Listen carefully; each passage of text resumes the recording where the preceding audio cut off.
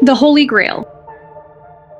Okay, so let's get into arguably the most legendary mythical object of all time, the Holy Grail. Now, if you're thinking this is just some fancy cup that Indiana Jones was after, boy do I have some information to share with you. The Holy Grail's legend is much deeper and more intricate than Harrison Ford running from booby traps. The Holy Grail is supposedly the cup that Jesus drank from at the Last Supper, and later the same vessel that Joseph of Arimathea used to collect Christ's blood during the crucifixion. But here's where it gets interesting. The earliest mentions of the Grail don't actually appear until around the 12th century in medieval literature. That's over 1,000 years after the events it was supposedly involved in. Talk about being fashionably late to your own legend. The most famous Grail story comes from the Arthurian legends, where it became the ultimate quest for the Knights of the Round Table. Sir Galahad, Percival, and others went searching for it, with only the most pure-hearted knights having any hope of finding it.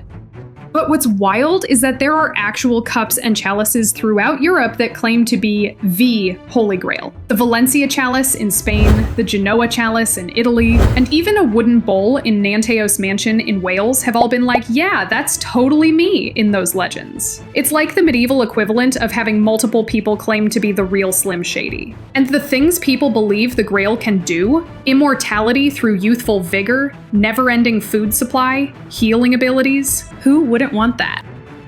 Excalibur. Speaking of Arthurian legends, let's talk about Excalibur. Did you know that in the earliest versions of the Arthur stories, Excalibur and the Sword in the Stone were actually two different weapons?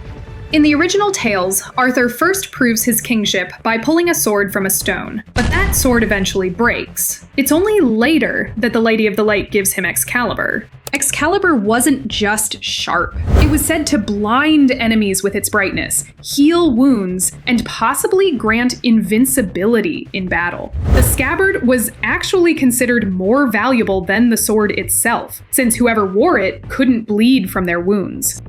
But the most metal part of Excalibur's story is its return to the Lady of the Lake. When a dying Arthur orders Sir Bedivere to throw the sword back into the water, Bedivere tries to keep it for himself twice. But Arthur, even while bleeding out, is like, dude, I can tell you're lying to me. When Bedivere finally does throw it in, a hand rises from the water to catch it and pulls it under. Tell me that wouldn't be an epic scene in a movie. Modern archaeological finds have shown that swords were sometimes ritually thrown into lakes and rivers during the Bronze and Iron Ages. So there might actually be some historical basis for the legend. Maybe some ancient Brit was cleaning out his sword collection and thought, you know what would be hilarious? If someone found this in 1,000 years and thinks it's magic. The Philosopher's Stone. Long before Harry Potter was trying to keep it away from Voldemort, the Philosopher's Stone was the Holy Grail, no pun intended, of alchemy. This legendary substance was said to be capable of turning base metals like lead into gold and creating the elixir of life, which would grant immortality. The concept dates back to ancient Greece, Egypt, and China, but it really took off in medieval Europe when everybody was obsessed with alchemy. Isaac Newton, one of history's greatest scientific minds, spent a significant portion of his life searching for the Philosopher's Stone. That's right, the same guy who revolutionized physics and mathematics was also trying to turn lead into gold in his spare time. The really wild part? Some of the experiments alchemists conducted while searching for the Philosopher's Stone actually led to legitimate scientific discoveries. They developed techniques for purification, distillation, and extraction that formed the basis of modern chemistry. So while they never found their magical rock, they accidentally helped create modern science. Fun fact, J.K. Rowling changed the name to Sorcerer's Stone for American readers because apparently US publishers didn't think American children would be interested in anything with philosopher in the title. The Ark of the Covenant. If you're thinking face-melting Nazi Punisher from Raiders of the Lost Ark, you're on the right track. But the real mythology goes much deeper, actually. The Ark of the Covenant was essentially a gold-plated wooden chest, described in the Book of Exodus. It contained the stone tablets of the Ten Commandments. But this wasn't just a fancy box. It was believed to be the physical manifestation of God's presence among the Israelites. According to biblical accounts, the ark could part rivers, knock down city walls, and strike people dead if they touched it without permission. The ark was kept in the Holy of Holies, the innermost sanctuary of the tabernacle and later the temple in Jerusalem, where only the high priest could enter once a year. The truly interesting thing is the fact that the ark somehow disappears from historical evidence after the sacking of Solomon's temple in 587 BCE. No one is certain what became of it. Theories include it being secretly stored under the Temple Mount, taken to Ethiopia, where the Orthodox Church claims to have it, or destroyed by the Babylonians. Indiana Jones suggests it's in a giant government warehouse, filed away next to Elvis's actual jumpsuit and the real moon landing footage. But here's a wild scientific theory. Some researchers have suggested that the ark might have functioned as a capacitor, storing electrical charge due to its construction, gold-plated wood with gold-plated figures on top separated by a non-conductive material.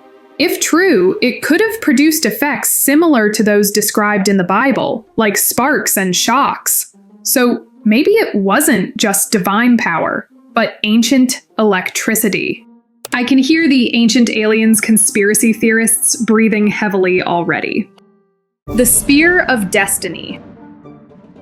Also known as the Holy Lance or Spear of Longinus, this is supposedly the spear that a Roman soldier named Longinus used to pierce Jesus' side during the crucifixion. Like most religious artifacts, there are multiple claims to the authentic spear, with the most famous being kept in Vienna's Hofburg Palace. What makes this spear extra spicy in the world of mythical objects is its connection to power and conquest. According to legend, whoever possesses the spear becomes invincible, but loses their power and often their life if they lose it. The spear was supposedly owned by a series of successful conquerors and leaders, including Constantine the Great, Charlemagne, and Frederick Barbarossa. But its most notorious alleged owner in modern times? Adolf Hitler. That's right.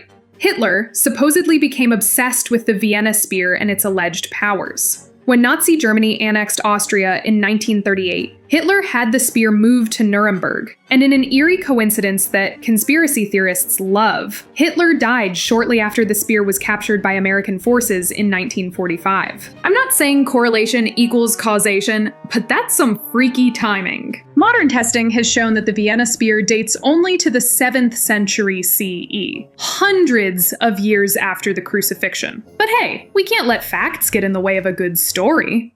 The Ring of Solomon. Before Tolkien's One Ring, there was Solomon's Ring. According to Jewish, Islamic, and Christian traditions, King Solomon possessed a magical ring that gave him the power to command demons, speak to animals, and pretty much run the most efficient kingdom ever.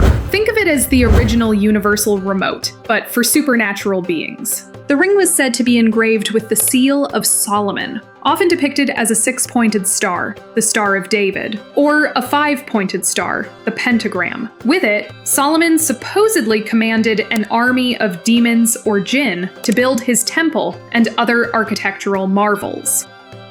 In some versions of the story, a demon named Asmodeus manages to steal the ring and throw it into the sea, temporarily usurping Solomon's throne. But the ring is swallowed by a fish, which is later caught and served to Solomon, reuniting him with his magical bling. The Ring of Solomon appears in the later medieval grimoires, like the Lesser Key of Solomon, where it's described as essential for controlling the demons listed in the text. This influenced centuries of magical tradition, and even modern pop culture. So next time you see a fantasy character using a magic ring, pour one out for Solomon, the original ring bearer. So there you have it, a tour through some of history's most fascinating mythical objects. From divine weapons to magical jewelry, humans have always dreamed of objects with powers beyond our reach. Who Who knows? Maybe someday we'll create technology so advanced that it might as well be magic. But you know what you don't need magic for? Hitting that like and subscribe. And tap that notification bell so you don't miss our upcoming videos.